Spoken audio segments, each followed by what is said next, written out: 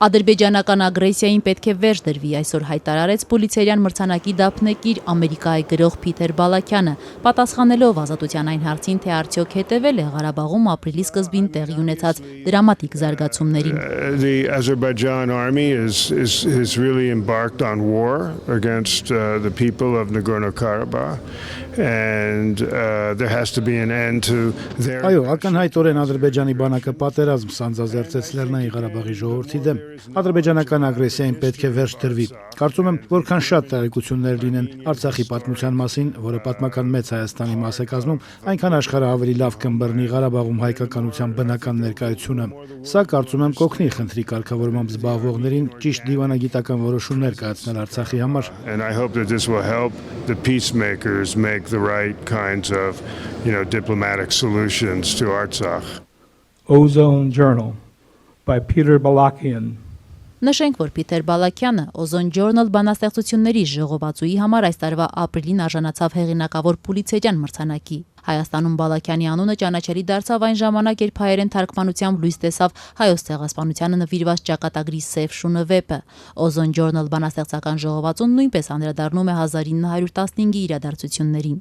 Ավելի վաղ Փիթեր Բալաքյանը հրատարակել էր փաստավավերագրական լայնածավալ աշխատություն Այրվող տիգրիս, Հայոց ցեղասպանությունը եւ Ամերիկայի արձագանքը խորագրով։ Եվ թերևս հենց այդ պատճառով այսօր Ամերիկայի գրողը նախագահ Սերժ Սարգսյանի կողմից արժանացավ մրցանակի Հայոց ցեղասպանության ճանաչման գործում նշանակալի ավանդի համար։ Այդ մրցանակին արժանացան նաև Ով սպանեց հայերին վավերագրական ֆիլմի եգիպտացի հեղինակներ Մոհամեդ Նասրին եւ Միրիամ Զաքիին։ Հայ ժողովուրդը երախտապարտ է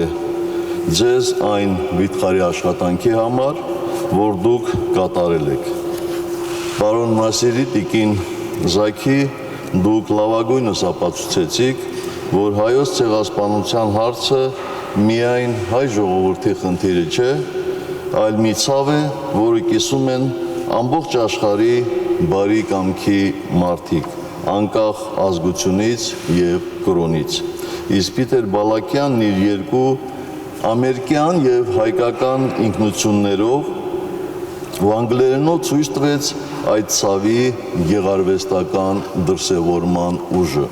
Մրցանակի հանձնման արարողությունից հետո պատասխանելով ազատության հարցին, թե ի վերջո Թուրքիան երբ կճանաչի հայոց ցեղասպանությունը, Փիթեր Բալաքյանը պատասխանեց. Inside Turkey there are millions of people in the civil society